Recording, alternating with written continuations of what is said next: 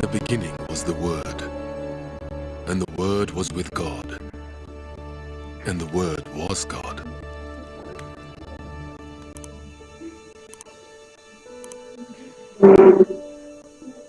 He was with God in the beginning.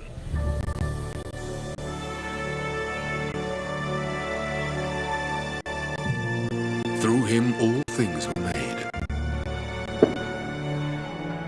Without him, nothing was made that has been made.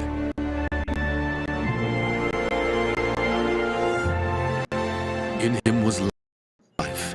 That life was the light of all mankind. The light shines in the darkness, and the darkness has not overcome it.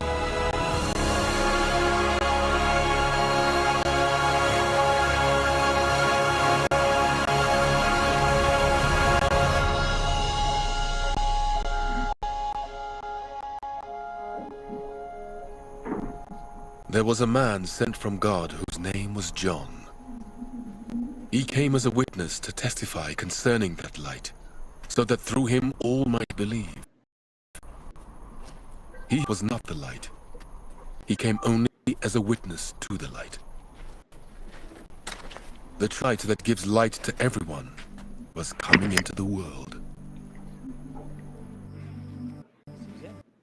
He was in the world, and though the world made through him, the world did not recognize him. He came to that which was his own, but his own did not receive him. Yet to all who did receive him, to those who believed in his name, he gave the right to become children of God.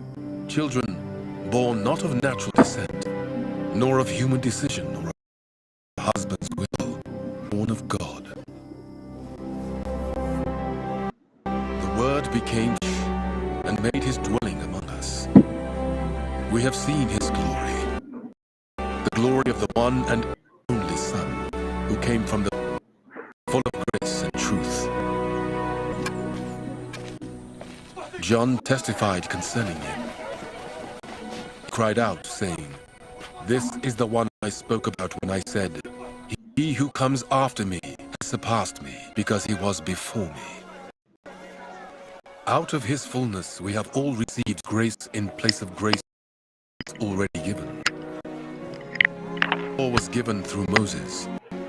Grace and truth came through Jesus Christ.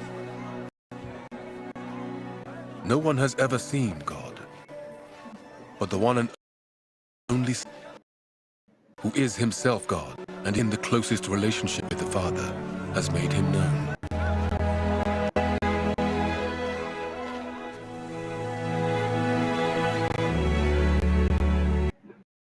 Now this John's testimony, when the Jews in Jerusalem sent priests and Levites to ask him who he was, he did not fail to confess, but confessed freely, "I am not Messiah."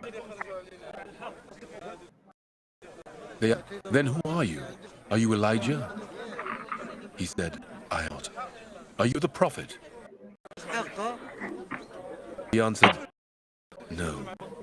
Finally they said, "Who are you? Give us an answer to take back to those who sent us. What do you say of yourself?" John replied in the words of Isaiah the prophet, "I am the voice of one calling in the wilderness.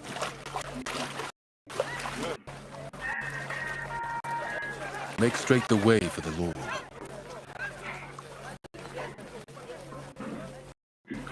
Now the Pharisee who had been sent questioned him, "Why then do you baptize if you are not the Messiah, nor Elijah, nor the prophet?"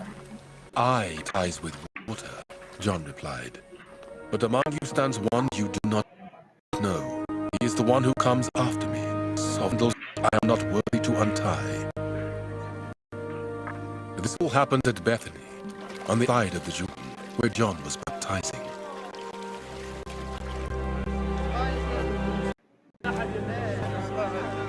The next day, John saw Jesus coming towards him and said, "Look, the Lamb of God, who takes away the sin of the world.